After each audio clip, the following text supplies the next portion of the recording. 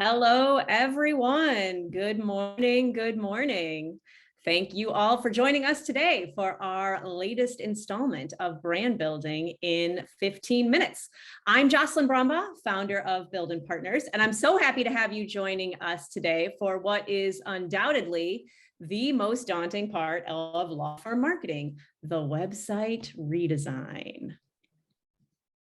But first, you know us, we are Build and Partners. We do marketing strategy for law firms and only law firms because you're special.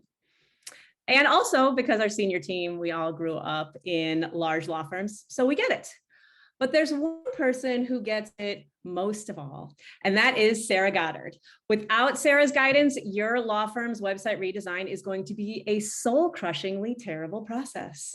She's going to be mad at me for saying this, but she and her team recently conducted a full website and brand redesign in 90 days.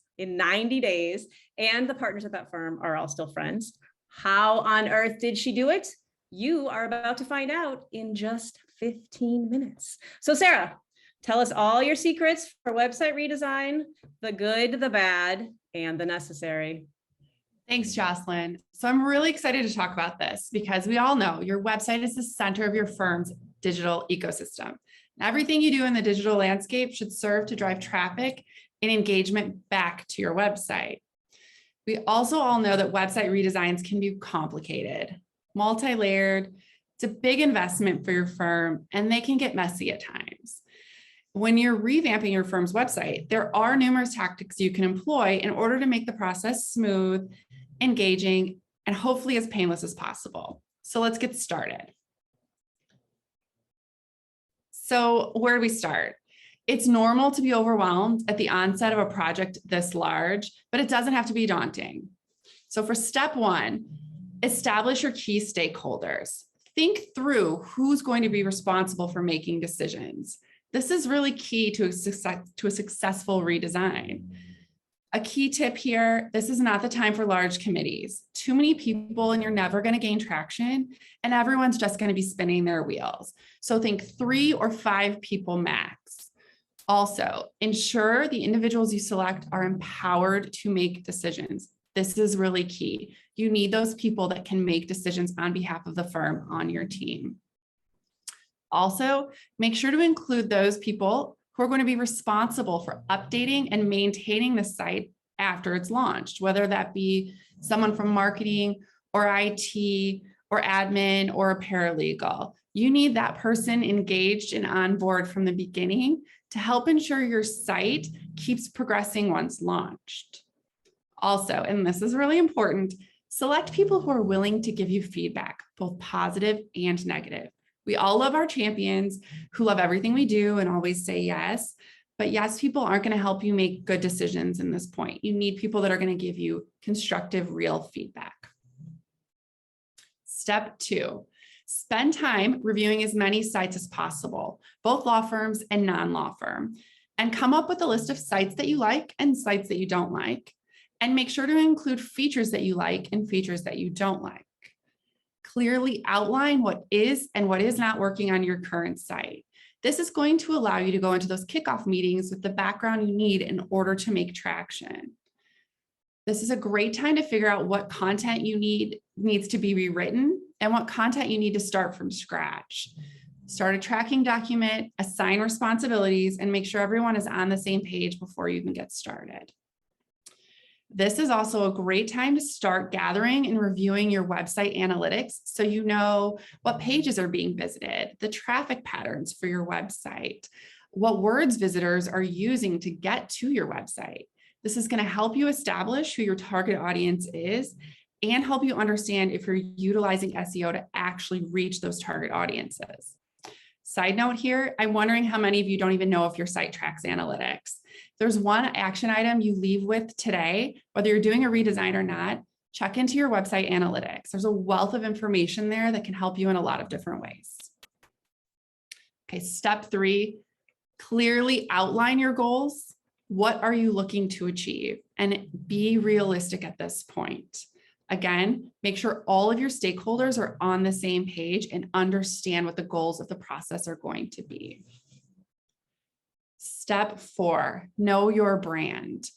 Having a strong brand identity in place before you start your website redesign will guide your decisions throughout the project and result in a site that accurately represents your firm image and then can leave a strong positive impression on visitors.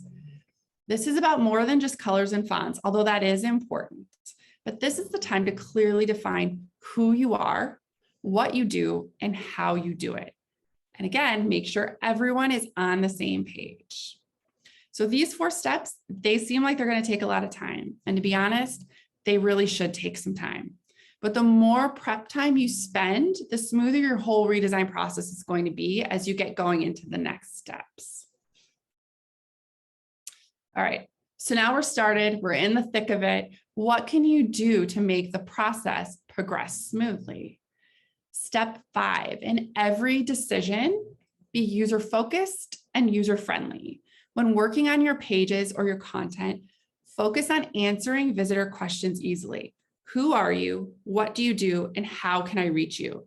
Those are the key concepts a visitor is looking to discover when they go to your website. So don't make them have to look hard to find them. Also, this is a great time to focus on more of what can we do for you and less of we're the best. Look to always provide insight and value to visitors. Step 6, when in doubt, keep it simple. Don't make it difficult or confusing to find the basics. Don't hide text in overly complicated imagery or try to get super creative with your navigation to the point where the site is too complicated to even maneuver. Clean and minimal and avoid flashy distractions are always going to win the day. Again, we're trying to achieve a goal and we do not want to make it harder for clients or prospective clients to hire you. A good key tip, leave plenty of white space or breathing room within your pages and your site architecture. This is going to allow for more longevity of your website. Say if next year you need to add 3 new practice area pages or a career page, or you need to make changes like that. If you've left that room, you're going to be able to do that seamlessly. Another key tip, try to use darker fonts. It's going to make your site be a little bit more ADA compliant, which is really important to focus on. For example, if you're looking at the screen right now, you might notice that my numbers are a little bit lighter than the actual words. It might make them a little difficult for some people to see. So make sure you're always focused on all of the font colors. Step 7, spend some attention on your bios, which are typically the most visited pages of a website. Make sure this content is updated. A redesign process is a great time to focus energy on updated and current bios. This is going to be time consuming, even if you only have 10 attorneys, it's still going to take them a long time to do it. So spend time developing a template and style guidelines. If needed, interview the attorneys so that you can glean more information and try to include dates where possible. Again, take the time to highlight your strengths as a firm. Also, this is a great time to integrate consistency and brand guidelines. Doing this from the start is going to help you with that compliance in the long run when you're updating or adding new bios in the future. Step 8, and this is one of my favorites, invest in modern, realistic photos. I do not want to see a photo of an attorney from 2010 on a website redesign. Honestly, I don't even want to see one from 2019 at this point. This is a great time to also go back to that conversation of who are we? Are we suits and ties? Are we a little more casual and we can be a little bit more approachable? Make sure your photos are who you are and key that they look like you. Another great tip, try to include a gallery landing page on your website. This is a great way to demonstrate diversity without screaming, hey, we're diverse. It's also a great way to make it easier for visitors to find someone whose name they might not remember. I might not remember John Smith's name, but I'm going to remember how he looked possibly. A really great key tip here, take 3/4 length or full body photos. Attorneys are going to balk. They're not going to like this. But in the end, it's going to give you more layout options for your website. It's also going to give you more options to manipulate the photos in the future. For example, you need a headshot for an article placement. You've got it. You can crop it out. You need an ad and you want to put 5 or 6 people together and make it look like they're standing in the same room. You can easily do that if you have the larger photos. Another great tip, provide information on what to wear and what to avoid. Your photographer should provide you with some tips, but some really great examples are encourage people to choose colors that contrast with their skin, not necessarily white or black. So for example, fair-skinned individuals are gonna look great in darker or deep colors, while dark-skinned individuals might want to avoid bright white shirts or really super dark colors like black or navy. Everyone should avoid large scarves or cowl necks. They look great in person. They don't translate well to photography. Avoid heavy prints or contrasting prints together. It just is distracting in the photos. And everyone should avoid makeup or products that are going to give you like a dewy, shimmery look. We all love that in person, but they don't look great. They don't translate well into photography. Another hot tip, we always talk about wearing sunscreen. This is not the time. Don't wear sunscreen or makeup with SPF. You don't see it in the mirror, but when the lights of photography hit it, it can give a chalky appearance, which people don't really love. So these are not all deal breakers, but if you incorporate some of these tips, you're more likely to have a person like their photo, which is really important to get their buy-in, and it's going to make the whole process smoother and people happier in the end. Okay, so we're in the thick of it. It's a week until launch. It is going to be stressful, I promise you. But if you put the time and effort into the planning and implementation of steps 1 through 8, you're going to have a lot done and you're going to be in a great place. But step 9, you want to make sure that your website is mobile friendly and responsive. With people working remotely and from virtually everywhere and from all types of devices, you want to make sure that your site is responding as it should. So make sure you check it before launch on multiple browsers, Safari, Chrome, Firefox, and on different devices. Have someone check on a large monitor, on an iPad, on a laptop, on your phone. Make sure you check it across all those devices and that it's looking the way you want it to look. Hot tip, find the person in your organization that has an Android and make them your best friend. We often find that there are a lot of issues with websites translating properly to Androids. So have that person on your phone list and call them and have them check those sites constantly.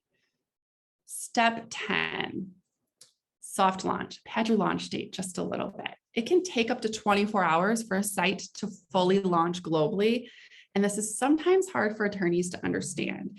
So if you're launching on March 29th and you tell them March 29th, I guarantee you're going to get phone calls every 5 minutes of where's the site? Where's the site? So do yourself a favor, tell everyone you're launching on Tuesday, March 29th and launch on Monday, March 28th. That's going to get you 2 things. If there's any issues, you've got some wiggle room, time to fix things. Number 2, if you do launch on March 28th and everything's live, you are the hero and people are going to love you. So just pad it by a little bit. All right, now for the bonus round. Left justify your text. Attorneys love justified text and computers hate it. And every redesign project we've handled, at some point, someone asks me why we're not fully justifying text.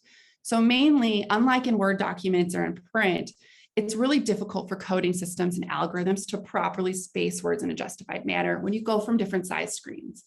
So you end up with large white spaces from a desktop to a phone. If you left justify, you're not going to have to deal with that. It can automatically put those spaces at the end.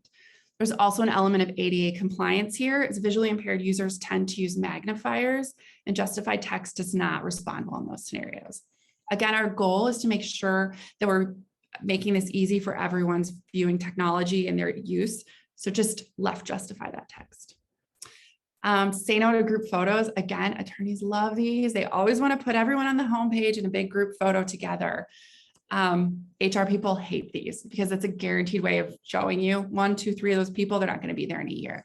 Don't waste the time or money on large group photos. This is a little hot tip for me, my little kind of personal pet peeve. Let's try to get away from those black tops, black suit coats, everyone in black. It's dated. It can make your site look dark.